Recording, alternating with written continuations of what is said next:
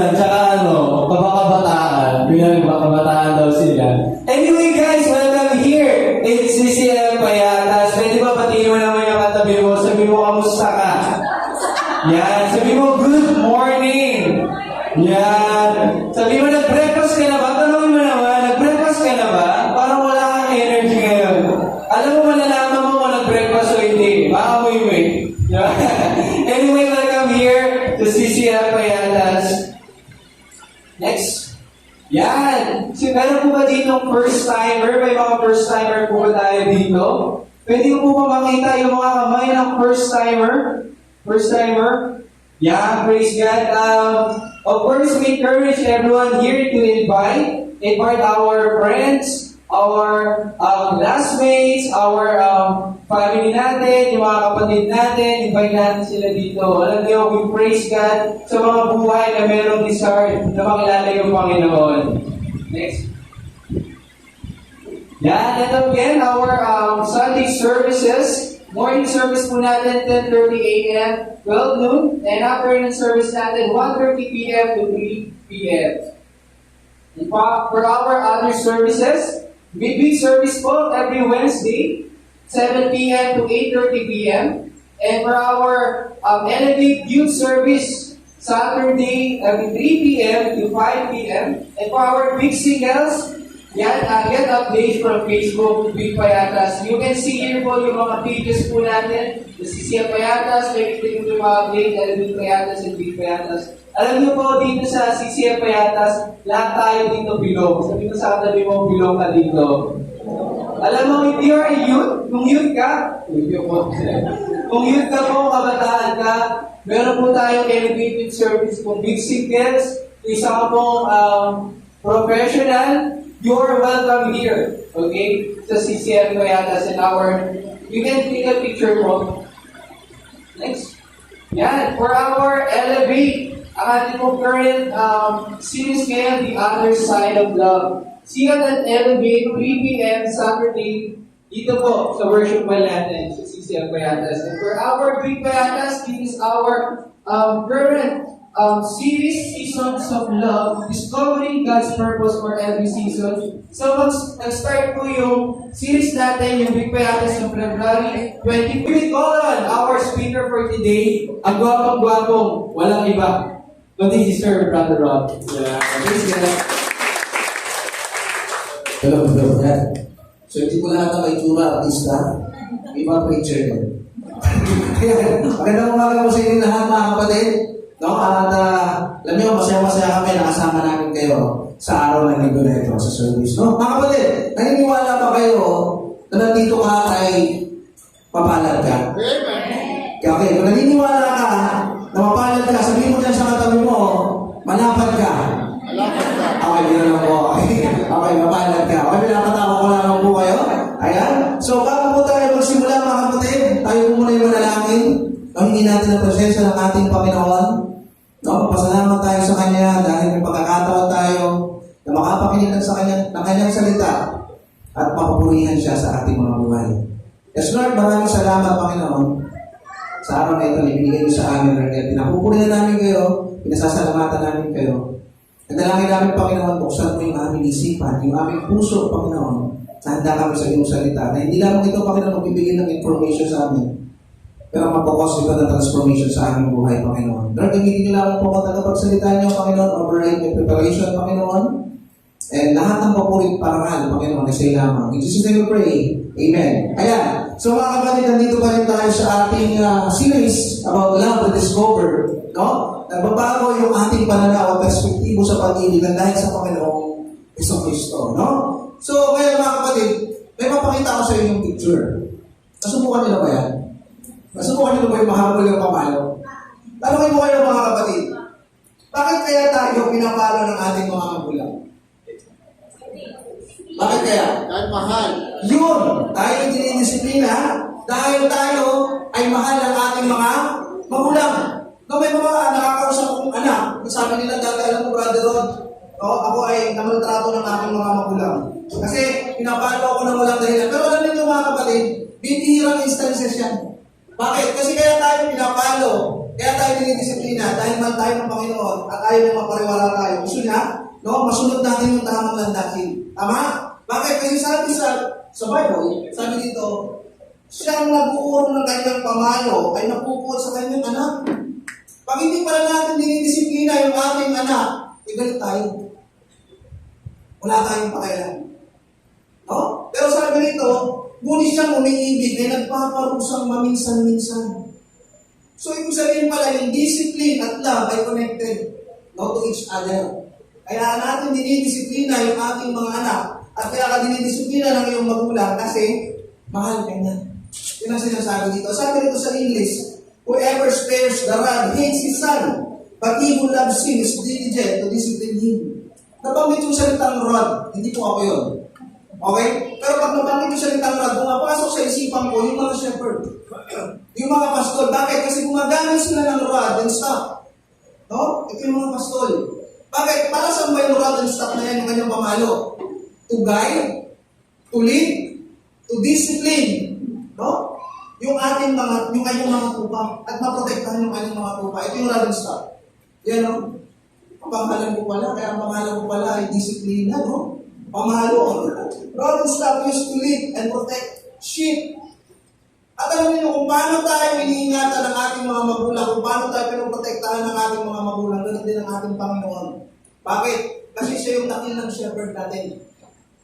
Dakilang shepherd natin. At kung yung magulang nga natin nagmamalasakit sa atin, paano pa kaya yung tunay at talagang dakilang tatay natin, at yung dakilang pastor natin, at yun yung ating Panginoon. Kaya ang ating topic sa araw na ito ay discipline, God's top love.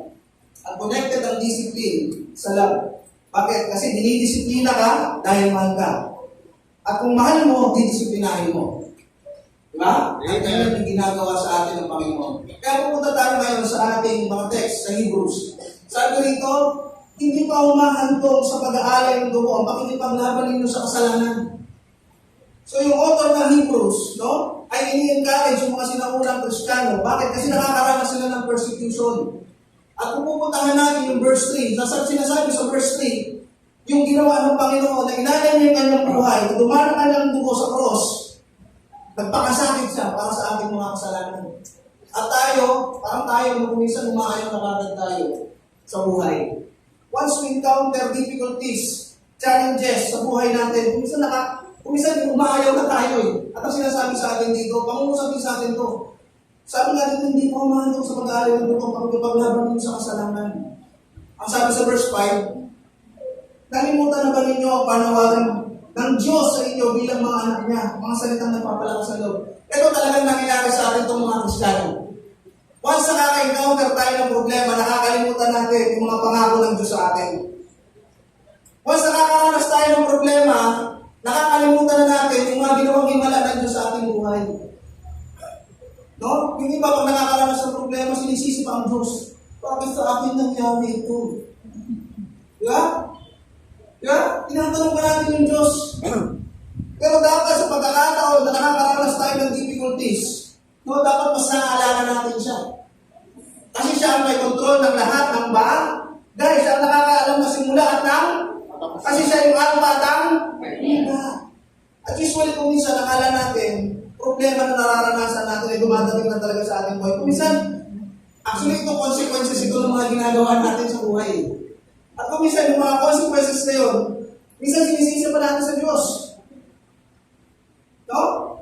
Consequences ito eh. Ang sabi rito, kaya ka nakakaranas minsan ng difficulties, challenges sa buhay kasi dinidisiplina ka ng ating Panginoon.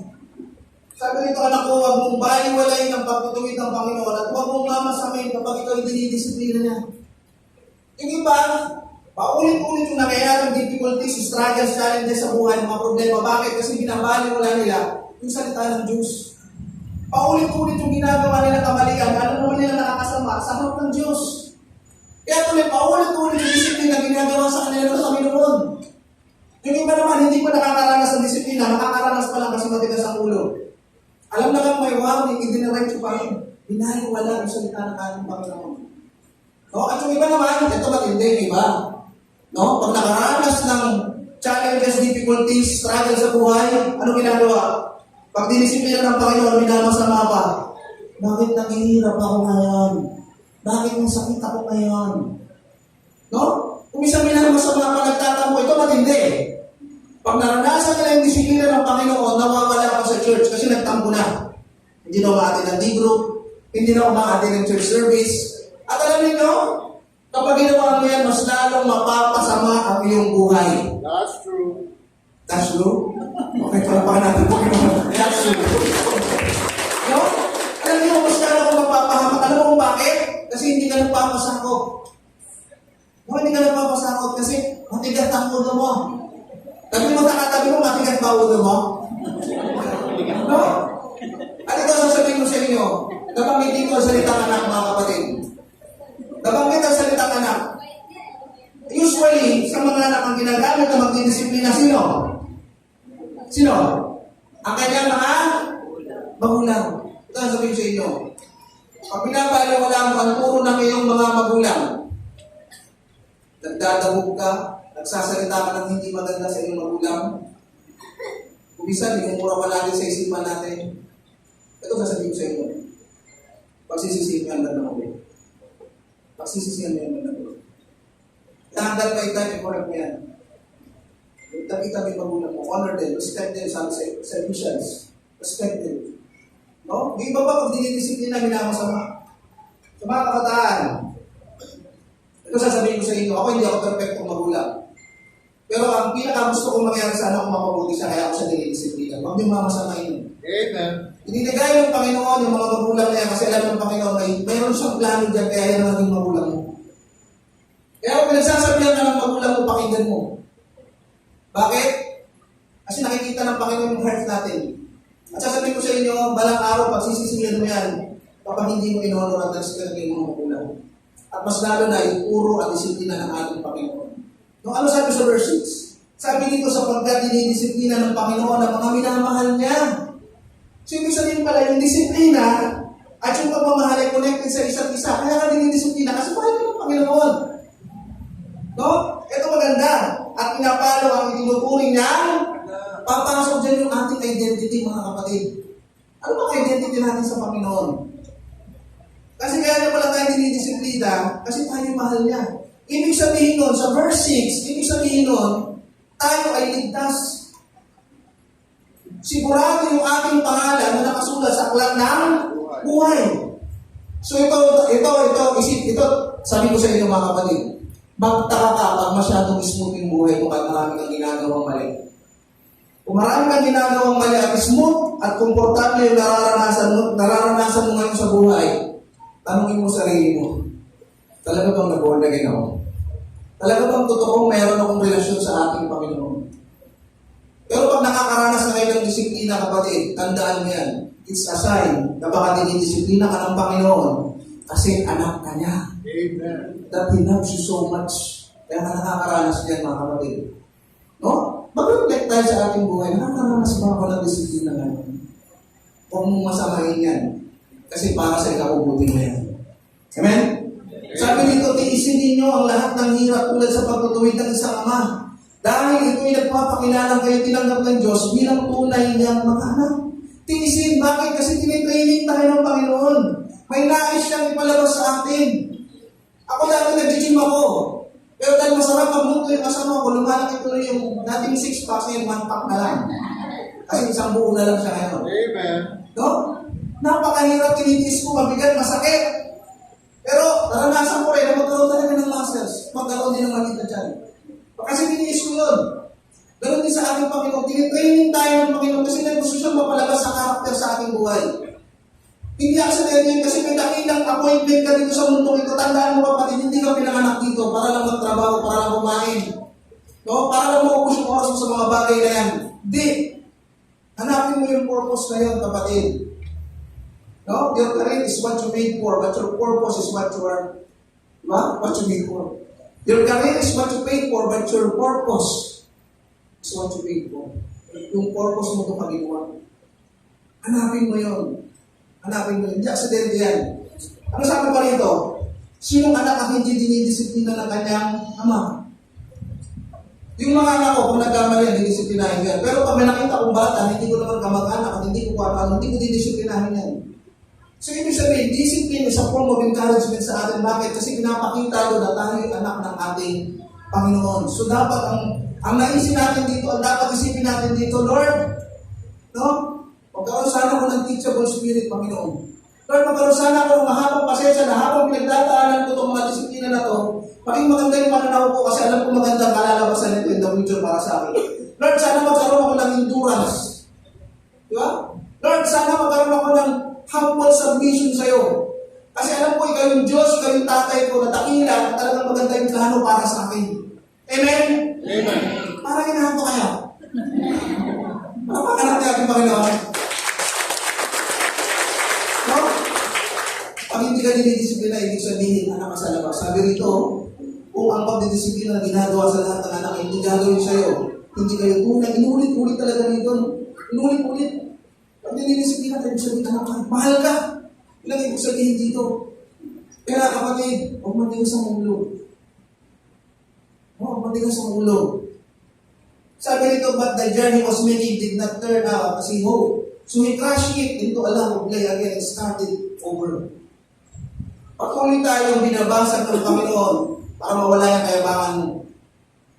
Patuloy tayong binabasag ng Panginoon kasi ang dami mong ugali na sa mata ng Panginoon na hindi ka dapat para sa pinagagawa niya sa iyo in the future. Kaya patuloy kang binabasag. Marami kasi tayong ugali na kung minsan ang inaasahan lang natin yung sarili natin. Kung kaya binabasag tayo ng Panginoon para pagbasag tayo, bubuhin niya tayo kasi sa Kanya tayo lalapit. Amen. At kapag binuo niya tayo, ibang version na ng ating sarili yun. Ako naranasan ko sa Panginoon yan. Hindi ko akalain ako rin tatayo dito. Dati nahawakan, kala ko dati sa TV lang ako makikita, sa Channel 7. Amen. Di ba? Darating pa lang panahon, gagamitin pa lang ako ng Panginoon kasi sa pagbasa niya sa aking pagkatao. No? Ganun ang ginagawa sa atin. Patuloy na tayong binabasa at dinidevelop sa panibagong ulit version natin. No? Ano sabi dito? Hindi ba dinidisiplina tayo ng ating mga magulang at dahil dyan ay ginagalang natin sila? Hindi ba upang tayo mabuhay, mas nararapat na tayo pasakop sa Diyos na ating Ama sa Espiritu? Sa loob ng maikling panahon, dinisiplina tayo ng ating mga magulang para sa ating kabubuti. Kaya hindi naman itinutuwid tayo ng Diyos sa kabubuti natin upang tayo maging banal tulad. Tingnan nyo may mga magulang na nagdidisiplina sa atin ang kapakinabangan lamang ay dito sa mundo ito. May mga magulang, sinasabi ng magulang, anak, mag-aral kang mabuti. Para pag nakapagtapos ka, magkaroon ka ng magandang trabaho, maabot mo yung mga pangarap mo, mabibili mo yung gusto mo. Nakikinig tayo, tama? Kasi maganda. Pag sinabi ng ating mga magulang, magkaroon ka ng magandang pag-uugali kung nasaan ka man, no? Makitungo ka ng maayos sa iyong mga kahalubilo, parang dito lang sa mundo. At sinusunod natin, at tinagalan natin sila. Bakit? Kasi alam natin ito yung makakabuti sa atin. Alam natin itong maganda. Pero ang epekto lang nito ay panglupa. Walang eternal value. Pero ano sinasabi sa atin dito na? Sinasabi sa atin dito, kung ginagalang daw natin yung mga magulang natin dito sa lupa, hindi ba upang tayo mabuhay, mas nararapat tayong masakop sa Diyos, yung ating Ama sa Espiritu? Yung mabuhay dyan, hindi ibig sabihin itong katawan na to. Ano kaya yung buhay na yan? Kasi darating yung time, itong katawan na to ay babalik ko sa lupa. Darating yung time na yun. Gusto mo nga na tayo babalik tayo sa lupa. At ang hanap sa ating Panginoon yung ating Espiritu. At kung hindi tayo susunod, kung sa kanyang mga disiplina, ang kapalit nito ay yung ating eternity. Dalawa lang yan. Pwedeng heaven or oven. Pili ka. Pili ka. Amen. Yan. Okay. Tingnan mo hindi aksidente Mainit kasi. na ikaw ay dinidisiplina ng Panginoon. Hindi aksidente. Bakit? Ano ang end product? Ano ang end product? Kasi nire-ready na tayo eh. Nire-ready na tayo sa ano? Para maging banal tulad niya. Amen. Ang pagdidisiplina pala sa atin, yung pinaka-end product pala nito ay maging Christ-likeness natin. Maging Christ-like image tayo. Tandaan nyo kapatid, Christianity, you cannot fake Christianity. Hindi mo mapipeke ang pagiging Kristiyano mo. Sasabihin mo, Christian na ako, pero ugali mo parang Bethel nito tanak. Dapat yung mga kasama mo sa bahay, yung mga katrabaho mo dapat, nakikita nila yung iyong pagbabago. There is a transformation na nagaganap sa iyong buhay. Sasabihin nila, bakit iba na si Brother Rod? Ano na? Okay, diba? Bakit ang anak-anak ko nagbabago? Diba, ang lakas mo na lang sabihin, Christian ako. Tapos nagsuot pa, the only way, the truth, and the life. Christian pala to? Iba ko sa bunga niya na. Diba pa suot? Diba Kristo pala yun? Diba? There is transformation. Hindi mapipeke ang pagiging Kristiyano. May transformation sa pagdidisiplina, kapatid. Dapat bago na tayo. Tanong mo sa katabi mo, bago ka na ba? Kung hindi ka pa bago, magbago ka na. Di ba? Magbago ka na. Sabi rito, habang tayo tinutuwid, hindi tayo natutuwa kundi naghihinagpis. Totoo yun. Lahat ng disiplina ay masakit. Pero mas masakit kung hindi ka dinidisiplina. Bakit? Kasi ang pagsisisi ay lagi nasa una. Kaya mas magandang dinidisiplina tayo. No? Talagang masakit yan. Sabi nito, ngunit pagkatapos yun, mararanasan natin ang kapayapaang bunga ng matuwid na kung alam niyo mga kapatid, dito sa church, nag-observe ako. Nakikita ko dito yung talagang maayos na disiplina ng magulang. Pagamat mahirap sa umpisa, pero makikita mo yung kanilang mga anak ay engineer na, Amen. doktor na. Di ba? Maayos na disiplina ng kanilang magulang. Bakit? Sa umpisa mahirap. Pero anong bunga daw? Ang bunga naman ito ay matuwid na pamumuhay. Ganun din tayo mga kapatid. Dinidisiplina din tayo ng Panginoon. Kaya dapat ang pag-accept natin sa disiplina ay positibo. Huwag mong sabihin, pinaparusahan ako ng Diyos. Hindi. Ang parusa tapos na ginawa ng Panginoon Isus sa cross. Ang pangalawang parusa, doon sa kamatayan mo sa impyerno. Pero yung ginagawa sa dito ng Panginoon, yan ay hindi parusa, kundi disiplina, kapatid. At pag pinidisiplina kayo, ibig sabihin, tinitraining tayo. Kasi yung version na gusto ng Panginoon na lumabas, no? Para maggamit ka balang araw. No? Paggamit tayo sa Panginoon, mga kapatid. No? Paggamit tayo sa Panginoon. Sabi rin, ano ito matindi? Alam na ako, may makukulit din akong anak kasi maliliit pa. Sabi ko, wag mag-bike sa labas, anak. Yung pinakabay kong anak. No? Na, maraming natakyan din talaga. Huwag kang mag-bike.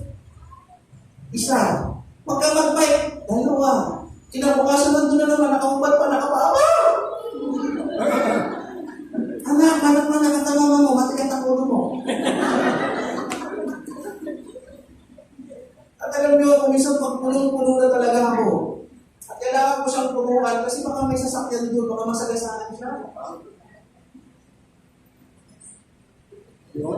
Daddy, di ba alam mo ko? Daddy, sandali lang, iihin lang ako. Pinapatagal pa eh. Hindi ka muna, sige, baka maihin ka dito pag pinalo kita eh. At habang tumatagal yung puso, alam niyo yung puso ng isang ama? Amen. Mas masakit sa akin yun eh. Alam ko, ako yung unang iiyak eh. Kaya lang alam ko ipakita. Pero I have to do this. I have to do it. Bakit? Para sa iyo na. Kasi kaysa naman mabalita ako na sa akin pagbibilangan. Ganun din sa ating Panginoon. Ganun din tayo kamahal. Kung yung anak nila binigay niyo doon sa cross. Ganun din tayo kamahal. Kaya tayo binidisiplina. At sinasabi din ng Panginoon ay ang tinuloy para makabuti ka. Para maging maayos yung buhay. In the long run, ito din mag-benefit mo. Amen. Amen? At alam niyo kapatid, mga kapatid, sa Bible, merong isang karakter na tinawag na a man after God's own heart. Alam niyo, dumaan din siya sa mga problema. Sino kaya siya? Si David. No, sabi dito, at nang siya'y alisin ng Diyos, si David naman ang pinili ng Diyos upang maghari sa kanila. Sinabi ng Diyos, yung sinabi niya sa umpisa yung at nang siya'y alisin, sino yan? Si Saul. Si David naman ang pinili ng Diyos upang maghari sa kanila. Sinabi ng Diyos tungkol sa kanya si David na anak ni Jesse ay isang lalaki mula sa aking sarap, no? Si Rod ang mula sa aking sarap. Pag binanggit yung pangalan mo, di ba? Amen. Kasi ibig sabihin sumusunod ka, no? Siya'y handang sumunod sa lahat ng inuutos ko. At sa pagtatalakay ng kanyang buhay, kung meron tayong apat na points. Sabi rito, to correct our mistakes, to direct us to what is right, to protect us from sinning, to connect us back to God. Punta tayo sa ating unang point. Ang ating unang point to correct our mistakes para kita mo yung ating mga pagkakamali. Ngayon, baka yung iba dito hindi alam yung kanyang pinagdaanan. So, hapyawan lang natin, no? Daanan lang natin ng mabilis. Sabi dito, nang sumapit ang tagsibol, panahon na karaniwang nakikitigma ang mga hari, pinalabas ng David ang buong Israel sa panguna ni Joab at ng iba pang mga pinuno. Pinuksan nila ang mga Amonita at tinugpog ang Raba. Subalit si David din nagpaiwan sa Jerusalem. Tingnan ninyo noong panahon na yun, tagsibol. Ang ginagawa ng mga sundalo at tayo, nag-iinsalo sila. Yan yung panahon na sila ay nakikipaglaban. Kasi siyempre, alam mo makipaglaban sila kapag may snow. No? So itong tagsibol na ito, nakahanda talaga. Ito yung karaniwang panahon. Pero nagpaiwan siya. Isang hapon, pagkagising ni David, umakyat siya sa bubungan ng palasyo at naglakad-lakad. Mula roon ay may natanaw siya isang babae naliligo. Napakaganda ng babae. Ipinagtanong niya kung sino yun. Sinabi sa kanya na iyo'y si Batsiba. Kaya nga malilig maligo kasi Batsiba. Di ba? Ngayon, ito na nangyari. Anak ni Iliam at asawa ni Urias. Si Iliam at si Urias ay kasama sa 30 mighty men of David. Isipin mo, ito yung mga tapat na kawal niya. Ipinakuha niya si Batsiba na naway katatapos pa lamang ng kanyang pamilinis ayon sa tuntunin para sa mga babae na nagregla. Tingnan mo bakit yung author ng Samuel nilagay pa yung pagkatapos sa kanyang pagregla? Ibig sabihin, hindi siya buntis that time at fertile siya na pwede siyang mabuntis. Kaya ito nangyari. Sinipingan siya ni David at pinauwi pagkatapos. Dahil sa nangyari ito, si Batsiba ay nabuntis at ipinasabi niya ito kay David. Ito, balik tayo sa simula. Sa karaniwang panahon, nakikipaglaban dapat sila. Tayo mga kapatid, may karaniwang panahon din tayo. At pag wala ka sa pwesto na yan, maaari ka magkasala. Pag tinanggal mo, nagpahinga ka, tinanggal mo yung Bible study, tinanggal mo yung D-group, tinanggal mo yung pag-attend sa church service, pag tinanggal mo yung pag-attend sa midweek, tinanggal mo yung pag-attend sa wow, kasi yan ka dapat, nandun ka dapat, dyan papasok ang kasalanan. No? An idle mind is the playing ground of the devil. Pagkala kang ginagawa. At doon pinasok siya. No? Nakita mo kanyang mata. Pumasok sa kanyang puso. Yun ang nangyari. At nabuntis si Batsiba. Sabi rito, inutusan agad ni David si Joab na papuntahin sa kanya si Urias ng Hiteo. Yun ang mga ginawa ni Joab nang dumating ito.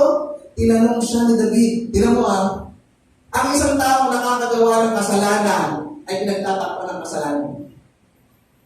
Tinan mo ginawa niya. Pinatawag yung asawa ni Batsiba at kunwari nagtatanong.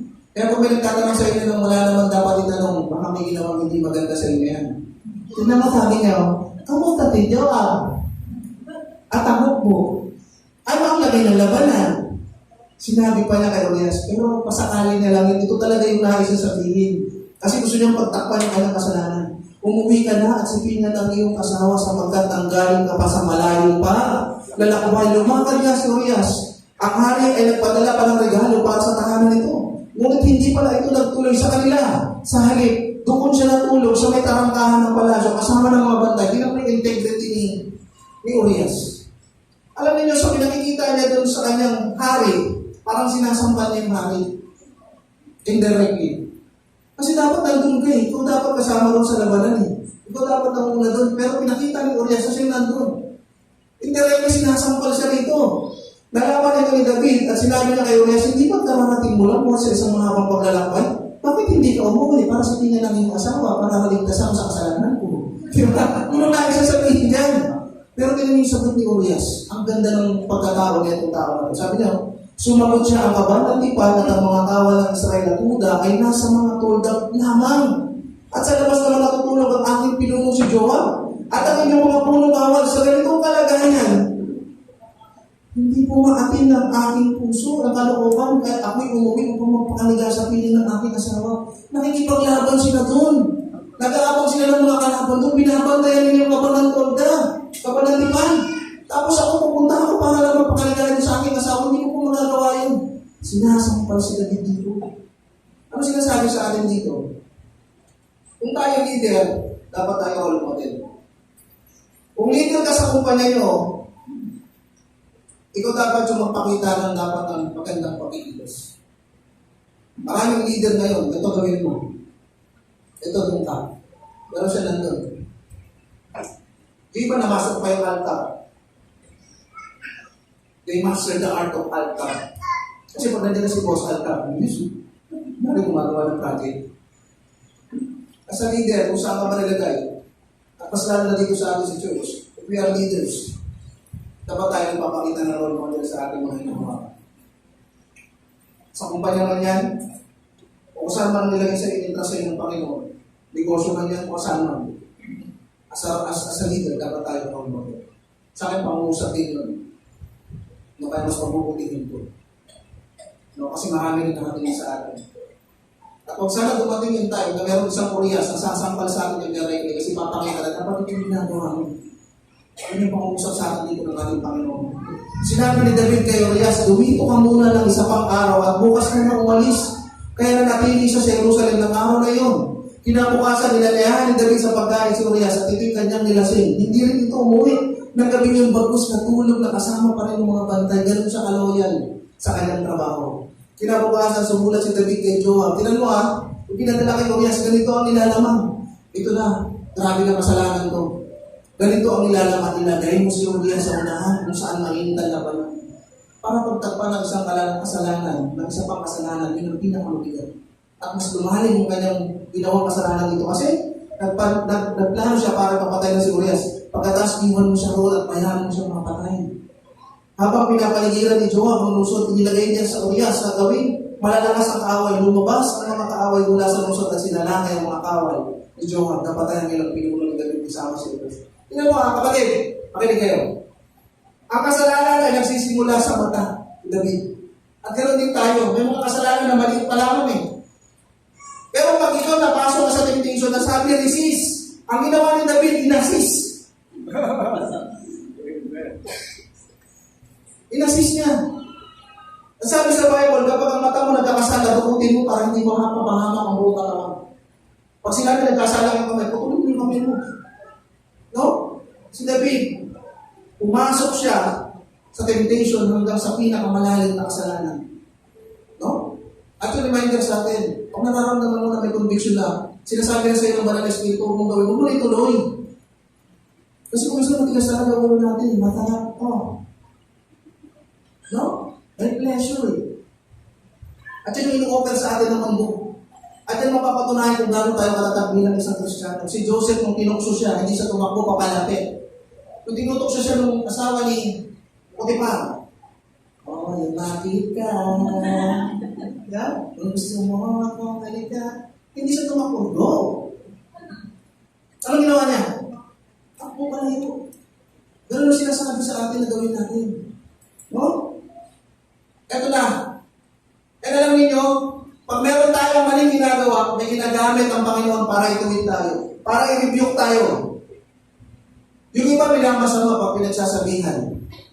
Minsan ako, pagka may mali ako, ginagamit ang asawa ko, nakikinig ako. Kayo, pagka pinagsasabihan pa kayo at may ginagamit ang Panginoon, nakikinig ba tayo kung may mali tayo? Yung iba kasi dito, pag kinakausap mo, palaging tama.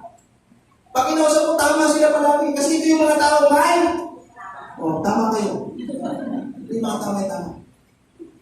Ito, ginamit si Nathan dito. Ano sabi sa kanya? Sabi ni Nathan sa kanya, alam mo, David, ginaya sa parable. Alam mo, Haring David, may isang mayaman, na maraming alagang hayop. Ngayon, meron siyang kapitbahay na bumili ng isang tupa na mahirap.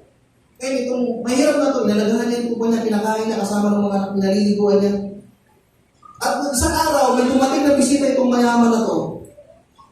At hindi na binawasan ng kanyang mga hayupan, bagpos kinuha pa yun sa mahirap para ihanda po sa kanyang bisita. Nung narinig ito ni David, ito yung nag-isagot niya.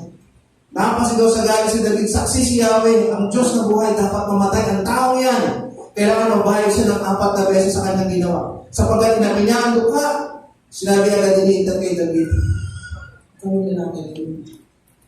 Kami lalaki yun. No?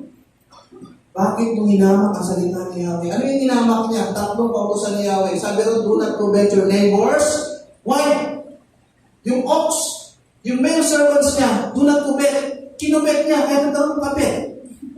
Sibat-siba. Anong pangalawa pa niyang nilapag? Yung adultery. Pangatlo, sabi ron, thou shalt not kill. Patong-patong dahil lang sa mata. No, yun yung kanyang nagawa. Kaya alam mo, ganda rin ang sagot niya Sabi rito, sinabi ni David kay Nathan, nagkasala ako kay Yahweh.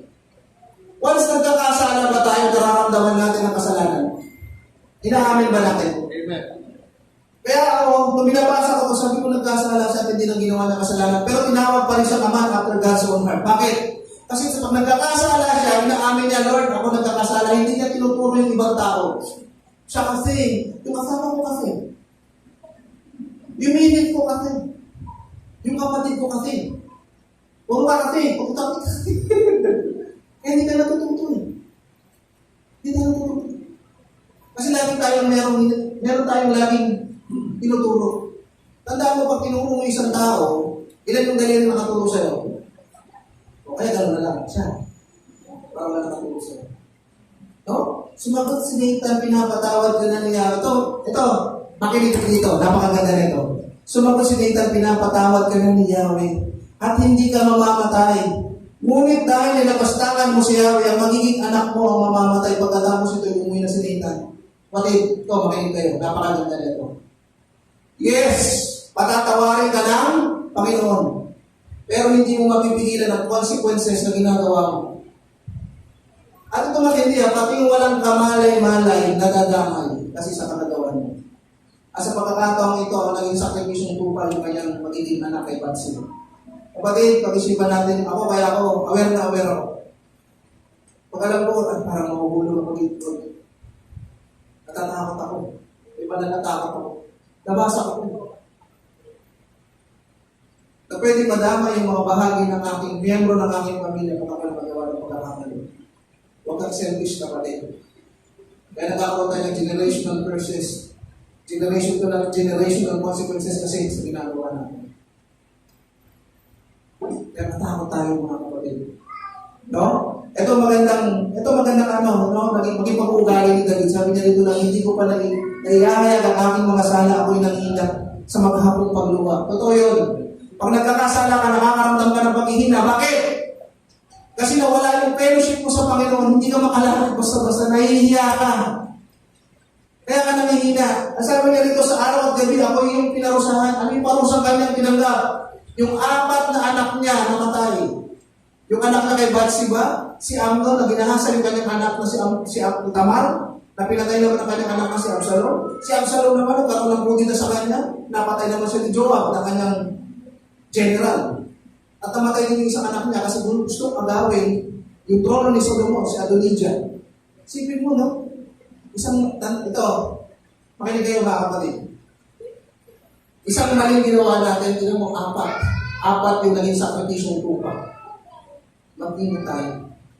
Mag-ingat tayo. Sabi rito, kaya't ang kasalanan ko'y aking inamin. Mga pagkakamali kong hindi na iniliw, ako'y nagpagsiya sa iyong pagtapat at mga sala ko'y pinatawad mo na. Ang hinihintay lang ng ating Panginoon kung nagkakasala tayo, lumapit tayo. Aminin natin sa kanya, Lord, kasala ko sa iyo. Amen. Kasala ko sa iyo. At kaya tayo dinidisiplina is to direct us to what is right. Para patunguhin tayo sa tama. Ano sabi dito? Ang sabi ni Yahweh, aakayin kita sa daan, tuturuan kita at lahing papayuan. Hindi naman kung nakakabalik sa atin ng Diyos. Pag lumalapit tayo sa Kanya, aakayin na tayo. Parang sa daan, sa tulay, di ba may hamang yan? Bakit? Kasi ayaw tayo ng Panginoon mahulog. Gusto niya tayong gabayan. Ano sabi dito? Tumulag ka sa kabayo o sa mula na walang huwag kang tumulad sa kabayo o sa mula na walang pangunawa na upang sumunod lang kaya hatakin pa ang renda. Ano sinasabi dito? Indirectly sinasabi sa atin dito, huwag kang matigas sa ulo kasi ang kabayo ay mahirap i-training. Na kailangan pang saktan. Ito yung bit na nilalagay sa kabayo. Naiipit yung dila dyan, kaya pag ginanon mo, ayaw na masaktan, hindi ko siya. Tayo din. Huwag na tayong dapat magkaroon, hindi na dapat tayong disiplinahin pa ng Diyos para tayo sumunod lang. Bago pa tayo disiplinahin, dapat sumusunod na tayo yung sinasabi sa atin. Hindi na dapat tayo paulit-ulit na dinidisiplina para lang sumunod, na parang isang kabayo na matigas ang ulo. Sabi mo sa katabi mo, huwag matigas ang ulo. Na parang ayaw mo sabihin, hindi matigas yung ulo mo eh. No? Sabi niya rito, alam niya nagkamali siya. Kaya sabi niya, teach me your ways, O Lord, that I may live according to your truth. Grant me purity of heart so that I may honor you. Sabi niya, Lord, salamat sa pagtuturo mo. Kailangan ko yan, disiplinahin mo. At alam niyo, hindi natin kaya linisin yung ating puso. Kaya sabi niya dito, grant me purity of heart. Tulungan mo ako, disiplinahin mo ako, kalusin mo yung aking puso. Ano sinasabi sa atin dito? Sabi niya, eto, alam mo, napakabait ang Panginoon. Ito yung sinabi niya, ilibing mo na sa limot at huwag mo nang alalahanin pa ang mga nangyari noong unang panahon. Ganda! Masdan mo, ako ay gagawa ng isang bagong bagay. Kung nagkamali ka dati, gagawa siya ng bagong daan. Kung dati naligaw ka, gagawa siya ng mas magandang daan. Sinasabi dito kapatid, kung may mga pagkakamali, may mga tao nakasakit sa'yo, may mga tao nalamang sa'yo, may mga tao sobrang hindi mo makalimutan yung ginawa. Sabi dito, ilibing mo na sa limot. Kasi gagawa ang Panginoon ng panibagong mga sitwasyon sa buhay mo ng kaliligaya mo. Kasi sinasabi dito, pansinin niyo yung sasakyan. Ang sasakyan, mas malaki yung windshield kaysa dun sa rear view mirror. Bakit? Kasi kung lagi kang tumitingin sa rear view mirror, mababangga ka. Pag palagi kang tumitingin sa pass, mababangga ka din kapatid. Wala nang tulong yan, kalimutan mo na yan, ibaon mo na yan, ilibing mo na yan. Bakit? Kasi mas maganda yung ating hinaharap.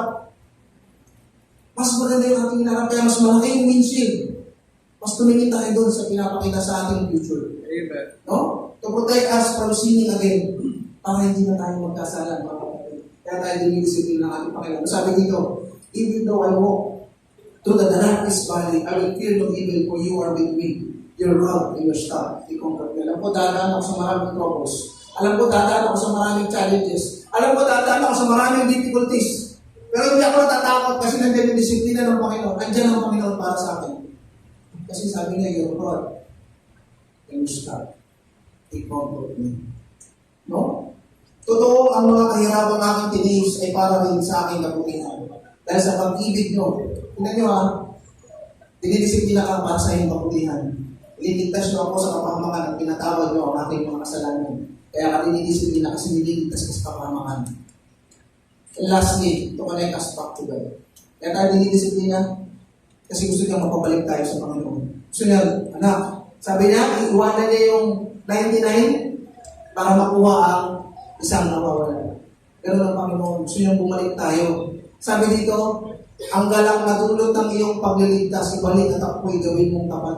Alam niyo mga kabalid, walang ibang magbibigay ng kasiyahan sa atin, walang ibang pupuno ng kasiyahan natin, kundi ang Panginoon. Yes, magkaroon ka man ng maraming ari-arian, magkaroon ka man ng mataas na posisyon, magkaroon ka man ng maraming pera sa bako, hindi na magbibigay ng joy sa'yo. Sabi dito, ibalik at ako'y gawin mong tapat. Actually, hindi naman umaalis ang Panginoon. Sino ang nangiiwan? Tayo. At kapatid, kung dumadaan ka pa rin sa katigasan ng mundo ngayon, no? The harder the heart, the harder the discipline. Tandaan niyo yan. Kung magkagayon na ating tuturuan, tinan mo, na-experience na din. Lahat tayo dito, kaya tayo nandito kasi na-experience natin ang pagmamahal ng Panginoon. At sabi rito, kung magkagayon, aking tuturuan sa iyo lumapit ang mga kasalanan. Yung ating buhay ngayon, yung mga test na pinagdaanan natin dati, ngayon nagiging testing, muli na. Yung mess natin dati, nagiging message na sa ibang tao, nangyayari sa digro. Diba, nakakausap natin yung ating mga kapatiran sa digro. Nakita natin yung pinagdaanan nila. No? At yun, naisishare natin sa kanila yung pinagdaanan natin na ikaw pagdidisiplina ng Panginoon. Ginawa ito ni Yahweh sapagkat pawang matuwid sa paningin niya ang mga gawa ni David. Sa buong buhay niya, hindi siya lumabag sa mga utos ni Yahweh. Iban sa ginawa niya kay Urias. Tignan nyo si David ay nagkasala kay Bathsheba kay Urias. Pero tignan nyo mga kapatid, sabi ron, simula nung nagkasala siya, lahat na yung sinunod niya na. Sinasabi rito, na kapag tayo ay nagkasala at dinisiplina, dapat natututo na tayo. Kasi David, kaya pala tinawag siya naman after God's own heart. Pagkamat nagkasala siya, ay sumunod na siya sa Panginoon hanggang sa kanyang kamatayan. At ganoon din dapat tayo. Yes, nagkakasala tayo, pero dapat natututo tayo. Dapat tumatatak sa ating isipan ng puso yan. No? Tandaan natin, in God's curriculum, discipline is not an optional course. It is required. Kaya pagdadaanan natin, paano mo titignan yan? Positive o in a negative way? Nasa atin ang sagot. At mga kapatid, para ipakita, no, paalam sa atin kung paano kumilos ang Panginoon sa kanilang mga buhay. To share their testimony, tinatawagan natin Brother Joel and Sis Arlene Dumani. Salamat po.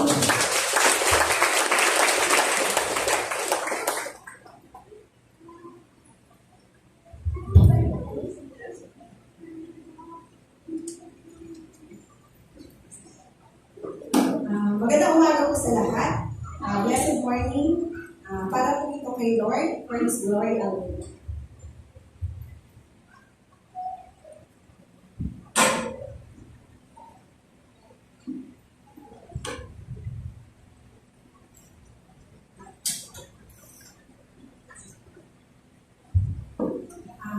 Kami po ang mag-asawang Lumano. We are Team Lumano, former OFW.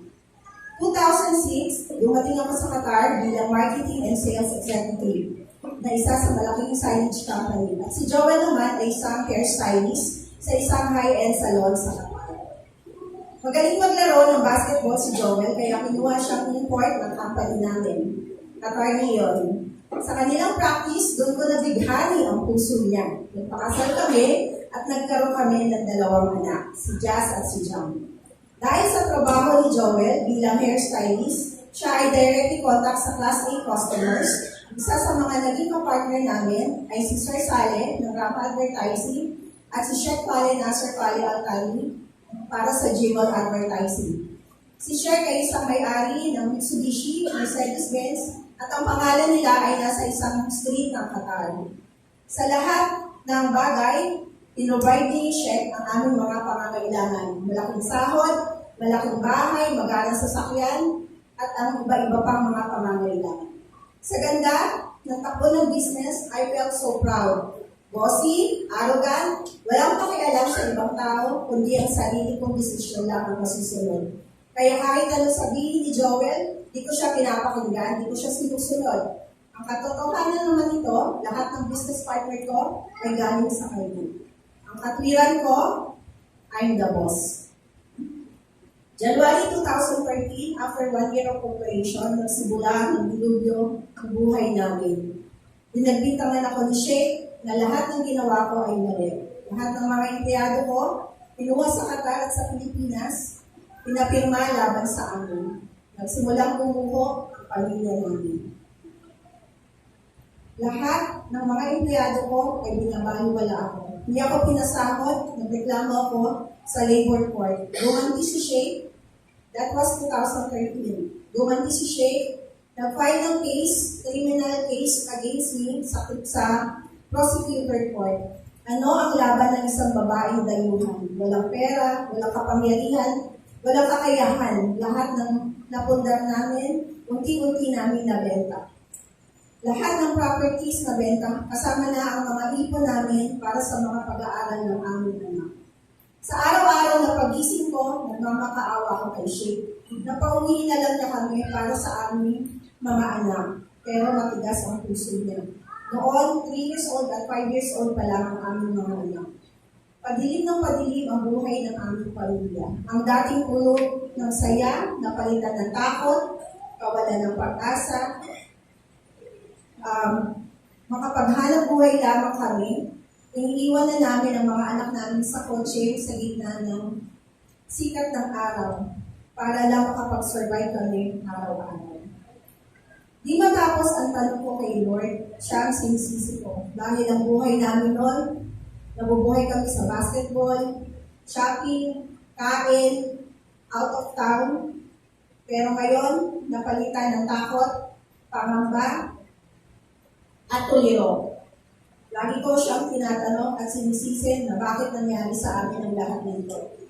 Dahil sa isip at puso namin, wala kaming ginawang masama, marami kaming natulungan na tao, nabigyan ng trabaho. Kaya, minsan, sinabi ko sa sarili ko na magsusuicide na lang kami buong pamilya. Painumin ko na lang ng laso ng mga anak ko para kinabukasan matutuwa si Sheikh at wala na kami lahat.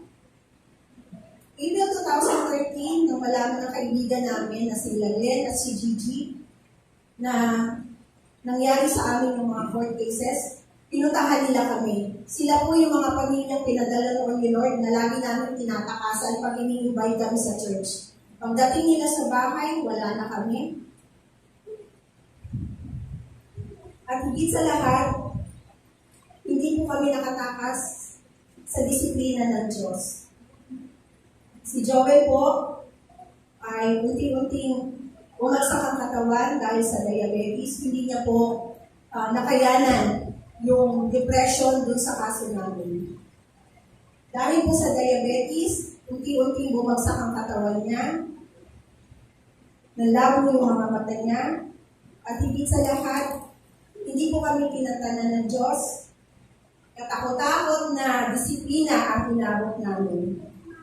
2013, kami po ay tumanggap sa Panginoong Diyos. Tinanggap namin siya bilang aming tagapagligtas at nag-iisang Diyos. Dito, pinagkatiwala ko ang lahat ng aming court cases. Pero sa gitna ng pagtanggap namin sa Diyos, si Joel ay nanatiling pasaway. Barkada, inom, sigarilyo, at kung ano-ano pa. Pero at the same time, siya po ay nagsiserve kay Lord. Nung tumanggap po kami sa Diyos, kami po ay naging active sa church bilang ministry head ng kitchen at siya naman po ay chef ng kitchen sa Qatar. Pero kahit po siya ay nagsiserve kay Lord, niyayaya niya po makipag-inuman yung mga kasama namin sa church. Ganun po siya naging pasaway.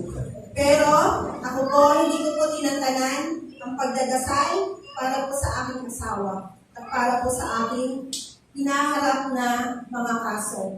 At salamat sa Diyos, 2014, nanalo po ako sa kaso.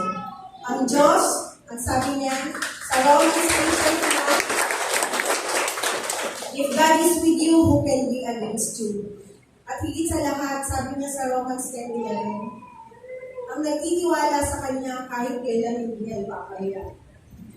At kumaan man tayo sa sobrang pagsubok, lahat ng masakit na palo ng Diyos, naranasan namin. Hindi po simpleng pinagdaanan namin sa Qatar, pero nagpapasalamat po kami dahil ang Diyos ay buhay at patuloy pa rin kami dinidisiplina dahil kami po ay mahal na mahal niya. Sa dami po ng mga pinagdaanan namin, hindi po natatapos ang kwento namin sa Qatar. Kaya alam po, pag tinapos namin, baka po buong maghapon, nandito tayo. Hindi kami magtatapos. So, ibibigay ko po kay Joel yung amay para siya naman po kasi hindi po siya makakapagbasa.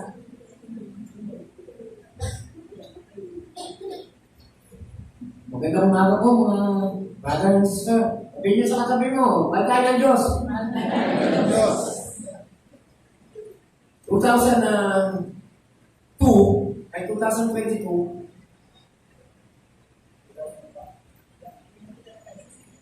2002 po, ako po'y umalis ng bansa papuntang Qatar. Ako po isang hairstylist doon at masasabi ko po ako po naging isang successful na OFW. Lahat po ng karanya ng buhay ay pinatupig po ng Panginoon sa akin. Hindi po kamukha ng mga ibang OFW doon. Ako po ay araw-araw kumikita ng pera at may swerte pa ako sa isang buwan. At tignan ko po lahat ang kalingan ng kotse, pera, house. Hindi lang po ako nagibala. Drugs, tignan ko po lahat ng mga kapatid. So, hindi ko lang po masyadong babae nung nasabihin ko lang po sa inyo kung paano po ako binago ng Panginoon. Ako po isang adik, ako po isang lasenggo, ako po isang kasama, ako isang umuwi. 2017 po, ako'y umalik dito sa Pilipinas. Nagaganda pa po yung pagdating sa Pilipinas, kinabukasan na kami po nagsimba sa Victory na church. Ang asawa ko po nakaproject ng malaking amount na dito po sa Pilipinas sa isang gasolina. Isang mga signage po. So, Ito po yung totoo. Binigyan po ako ng sobre ng asawa ko. Ilagay niya po ng laman. Nakita ko po yung 20,000 pesos na itatimes niya sa Victor. Pumasok po ako ng banyo. Nakita ko, ang dami yung binibigay ng asawa ko. Dali po ako. Dami naman yung binibigay ng asawa ko. Sabi ko, nagpaalam po ako sa Panginoon. Pumasok ako ng siya. Lord, pwede po ako kumuha ng 5,000 dito. Kasi po, wala po ako Panginoon mamaya. Sabi ko, ang dami naman kasi ito eh. Nagpaalam pa ako sa Panginoon. Inuha ko po yung 5,000, yung nilagay ko lang po, 15,000 sa type box. Sabi ko po, tag po, nakapagbigay niya yung kasama ko, okay na po yan. Patuloy po ako nagbibisyo. Kahit po ako nag-celebrate sa Panginoon. Pero wala pa po yung Holy Spirit sa akin that time. So ngayon po, nalipat po kami dito, 2021. Unang pasok ko po dito sa CCF, nakita ko po si Pastor Boy. Napakapayat ko po. Talaga pong isang palito na lang, hindi ako talagang sisintensan na. Nakita po ako ni Pastor Boy, piniray po ako. Pray kita anak. Kasi nalalayan po ako ng mga anak ko eh. Hindi po ako, nahihilo po ako. So, patuloy pa rin po ako, kahit na sumasayaw ako dito, sumasayaw ako, patuloy pa rin po ang aking bisyo. Hanggang po, naramdaman ko na yung sakit ko, talagang pong matindi na. Kung papipiliin niyo po ako nung ako'y malakas, tsaka ngayon po ako may sakit. Mas gusto ko na po may sakit ako kasi nung may sakit po ako, doon ko po nakilala ng Panginoon. Doon ko po nakilala si Lord. Isang araw po, nag-preach pastor about sa lipor. Kasama ko pong nag-service yung aking kainuman na barkada ko po doon sa dresser. Ang preach po ni Pastor Boy ay about the lipor. Pinako po yung paan ni Pastor Boy dito, nandito po ako na po. Iinom ka pa ba? Kaya nagkatinginan po kami ng kasama ko. Sabi ko, iinom ba tayo? That time, pinabukasan po. Sinarado ko po yung pinto sa kwarto namin, pinulog ko po yung mga anak ko, tsaka si Arlene. Sabi ko, Hero, magsusunod na lang ako kayo. Sabi ko, talagang napakaputi ng Panginoon, talagang iniiwaso ko sa mga bisyo. Talagang sinabi ko po sa kanya na magsusurrender ako. Ngayon po, magsisarap po kami sa Panginoon, kasama ko lang po pamilya ko ngayon. Si Jasmine at saka si Janda, pati po kasama ko. Ang pagkabuti po ng Panginoon, dahil po hindi po pinabayaan. Salamat po. Salamat po sa mga leader ng CCF kaya dito. Isa po sila sa aming pagbabago. At ang unang-una po pinasasalamatan po dahil ang Panginoong Isus ay buhay. Amen po. Yan, mga kapatid, samahan mo kayo, manalangin sila, no? Mga kapatid. Sige, basta. Manalangin natin sila. Yes, Lord, salamat sa buhay ni Brother Joel at si Sir Abraham. Salamat, Panginoon, sa ginawa mong pagbabago sa kanilang buhay. Sila rin inspiration kayo sa aming mga kapatid, Panginoon. Continue to use them, Lord God. Continue to give them desire, Panginoon, to seek you, Lord God. And kahit yan, Panginoon, give them wisdom, Panginoon. And Lord, I pray sa kanila din children, Panginoon, si Jazz and John, Panginoon. Kahit yan, Panginoon, ingatan mo din sila, Panginoon. At someday, gagayahin yan manilang nanay at tatay. Serving you, Lord God. Bless you, ministry na handle nila, Panginoon. Especially iterations at 13, Panginoon. Continue to anoint them, Panginoon, sa kanilang ministry. And Lord, bless them in all aspects ng kanilang buhay, Panginoon. Maraming salamat sa lumayan ng family, Panginoon. Napupulihan ka namin, sasalamatan ka namin sa mga buhay. In Jesus' name we pray. Amen. Amen.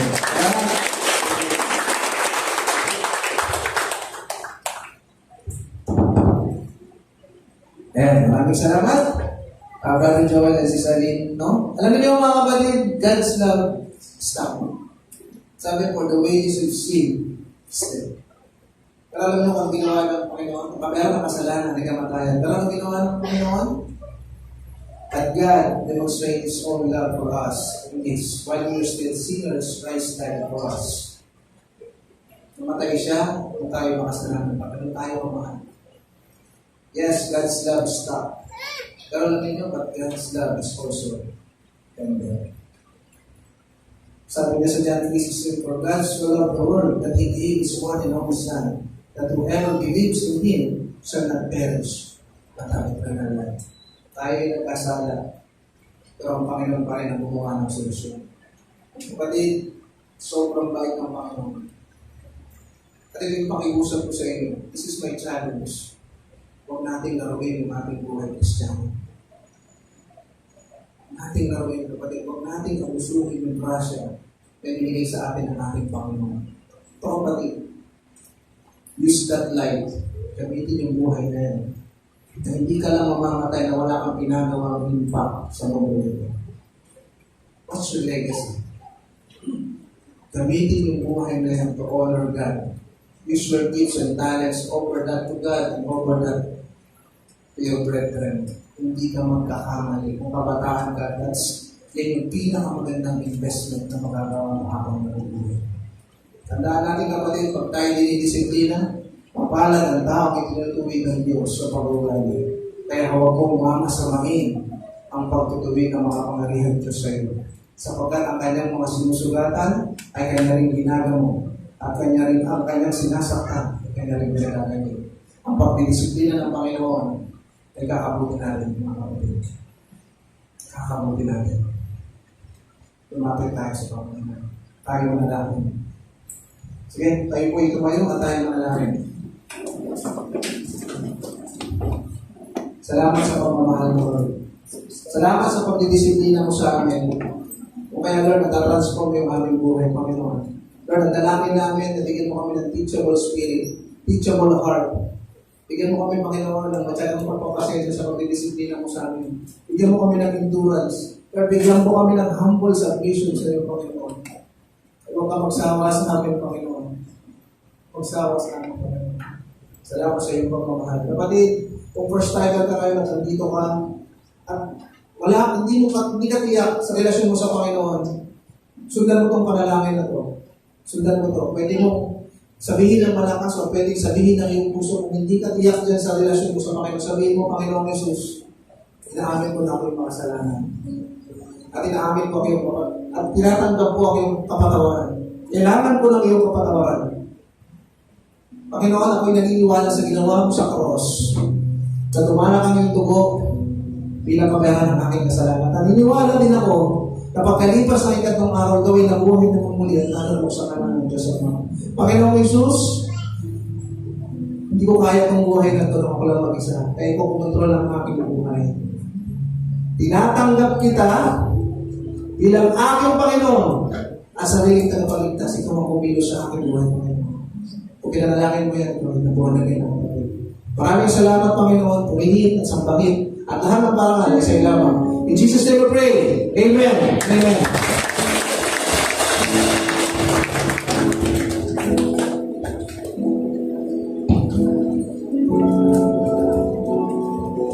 Manalangin